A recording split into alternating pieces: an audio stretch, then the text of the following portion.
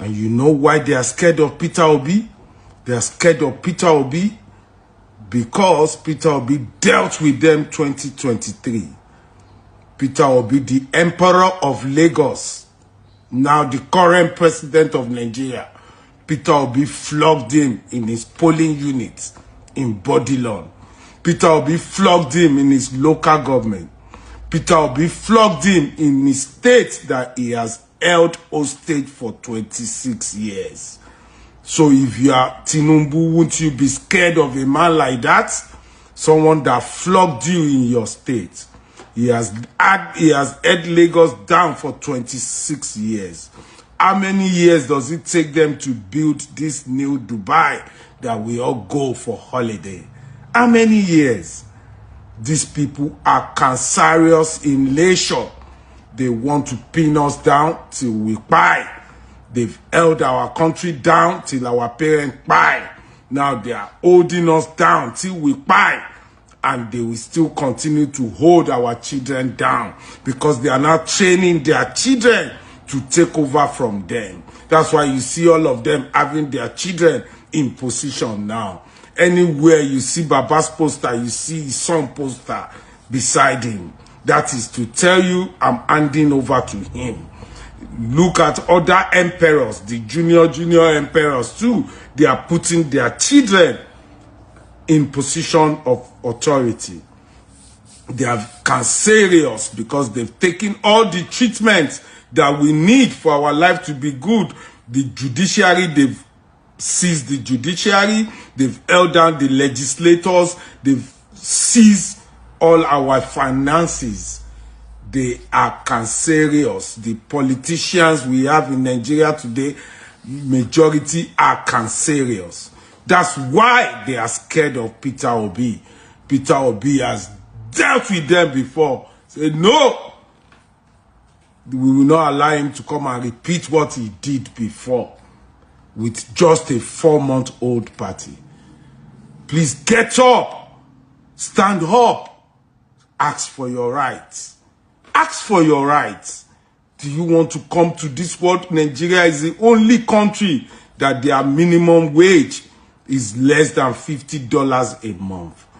A policeman here in Australia earns about $400,000 a year. A DSS here in Australia earns about $500,000 a year. That's what they earn. So a policeman can build a mansion over here. A nurse can build a mansion over here. They are millionaires. They are billionaires over here. But they've held on to your own destiny. They want you to fight with your potentials. Look at them now. They now oppress you. They campaign with G-Wagon, with father and son on the body of G-Wagon. Now they are now oppressing you after they've seized your destiny for so many years. Are you going to allow this to go on again? No, you shouldn't allow it. Are you going to pass this poverty to your own children? Are you going to pass this oppressive society to your own children? Nothing is growing in your life. Even when you buy, they will tell you, I only have 10 minutes. There is no light. Who are the people that are supposed to give you light? Are they not the one? They are the one. But because they are oppressive in nature, they see you as nobody. They said, there is no light here. I only have few minutes with you and I'm gone. Your life in Nigeria worth nothing to them. It pains me when I see a police, a DSS, that they've held them too in captive, now using tear gas to tear gas the people that are fighting for them. Summon the courage. Release yourself from the shackles and tell them enough is enough. I will be leaving my wife here in coma. I will be coming home to join others to have a peaceful protest. If DSS like call me, do anything to me, it cannot be worse than what I'm going through now. The pain I'm going through losing my wife for so many years. My wife of so many years. What else pain can I go through in my life again? It is time to tell them enough is enough. Time to move, time to shift, Time to deliver yourself from the shackles.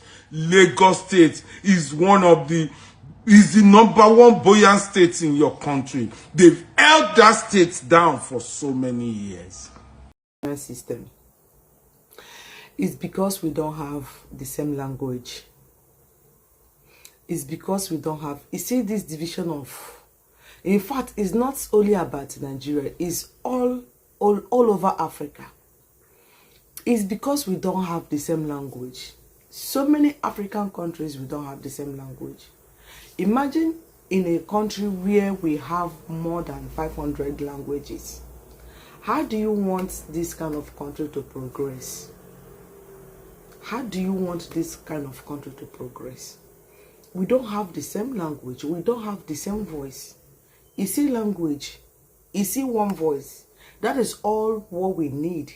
But in a country where people are speaking different language, how can you communicate? How can you communicate with people who doesn't even understand the official language? That is the problem we are having. Here in Europe, Germans speak Germans. France speak France. Portugal speak Portuguese. Italians speak Italians. Thereby, everybody, they carry everybody along. Everybody knows what is happening in the country. If they are tuned on their televisions, they know what is happening. They hear what is happening. Imagine if Hausas, Yorubas, Igbos, the ones that didn't go to school, if they are tuned on their televisions and all that, these people cannot understand what is going on in the country. That is the problem we are facing, not only in Nigeria, but in the whole of Africa. Because we have a lot of illiterates. We have a lot of people that didn't go to school. We have a lot of people that cannot understand our official language. So how are we going to carry those people along? How are we going to carry those people along? If there is a protest in Portugal, everybody understands there is a protest. With one voice, look at what we are pursuing, look at what we want to achieve. Everybody will be involved.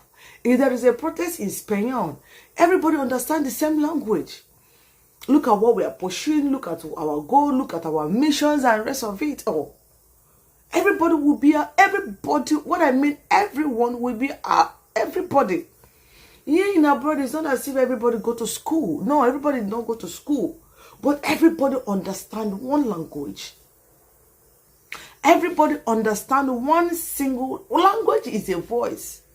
Language is a liberation. Language is everything. It just be like us. I came to abroad to look for a greener pasture or to save our life, or one thing on one thing. If we did not understand their language, it is very difficult for us to integrate in their system. How are you going to speak with your colleagues? How are you going to understand what the chef is commanding you to do and rest of it all? So sometimes we find it very difficult for us to get the design job that we want because of this language barrier. So bring it home. If you say, let us march out to go and do one or two things on the street, let us air our voices. A lot of people will not understand what is going on. I have watched several protesters. When you interview them, what are they protesting for? So many of them don't even know what they are protesting for. You see the problem we Africans have. That is the only problem we have in Africa.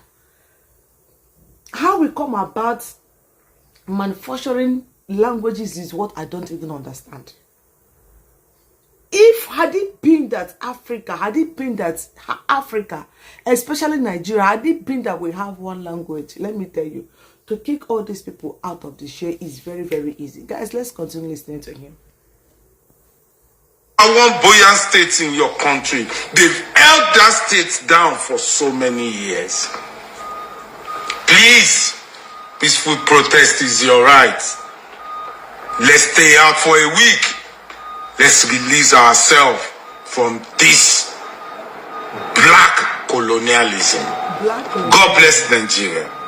The election of 2015 and 2023, you come to believe with me that there's no point for this unnecessary political defection, because Peter Obi was in Abga with us. In 2003, when Peter Obi run election with Mbanuji and Ingige, Abga doesn't have structure in Anambra State.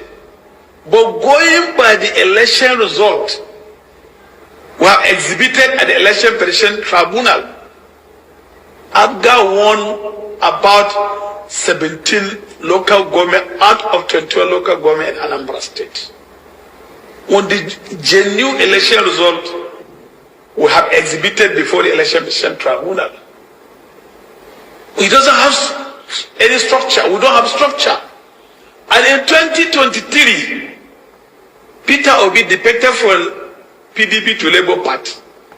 Labour Party doesn't have one councillor, talkless of member of assembly or national assembly or governor or president.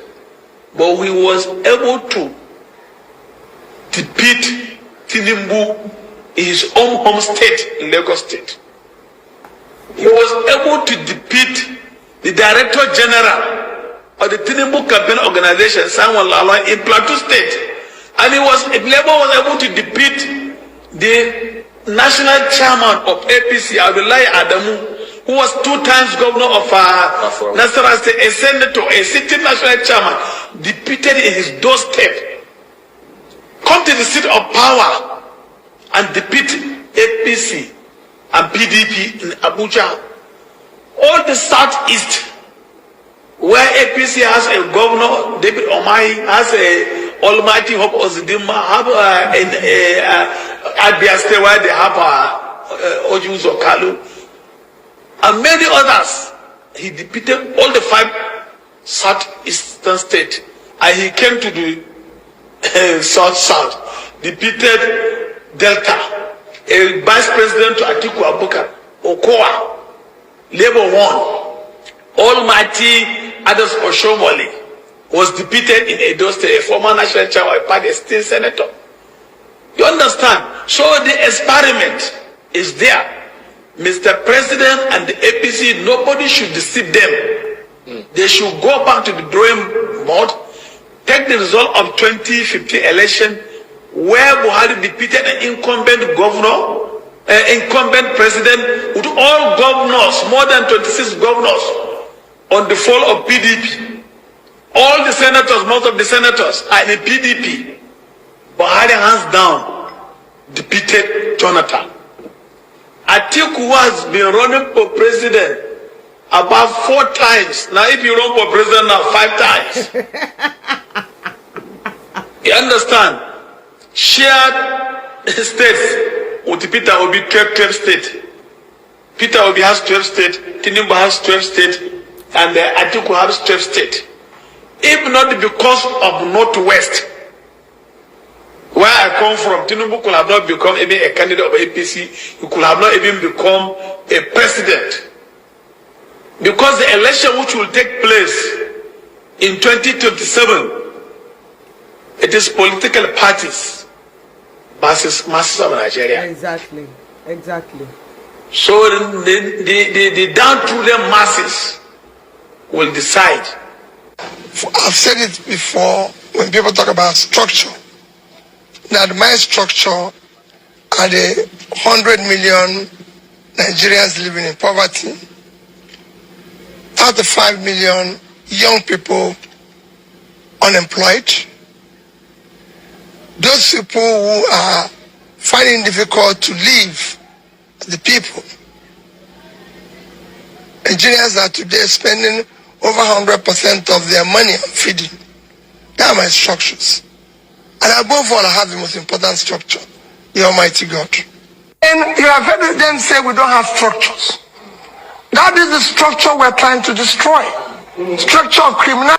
So, let's see how this 2027 election is going to play out. But I think it is high time Nigeria need to wake up and they stood up for their rights, because the way things is now going in Nigeria, you can see that these people are actually linking, just like our brother Isaac have said, these people have now bringing their family members into the system, so they want this system to continue running in their favor. It's just like a generational system. This is what we have been experiencing for so many years in Nigeria. We have experiencing this kind of circle cabals ruling us. So masses have never in Nigeria decided, or like our vote has never counted for us. It is always rigging. They know that they are rigging everything. They know, even in this coming 2020, even the last election that was conducted, Tinubu know that he didn't want that election. Everything is all about rigging. So if people of Nigerians, if those people who call themselves the elected one, the educated one, that hold some positions, if they can tell themselves the truth and reject some kinds of offers they are receiving from these people, I think Nigeria will be a better place. Yeah, because we have smart people, we have educated people, and we have all it takes to make Nigeria work. We have all it takes. So let's see how it's going to play in this 2027. If I were these people, let them give P2B chance for P2B to rule us, even if it's 4 years, and let us see how it's going to rule us in 2027 upwards. See you guys. Bye.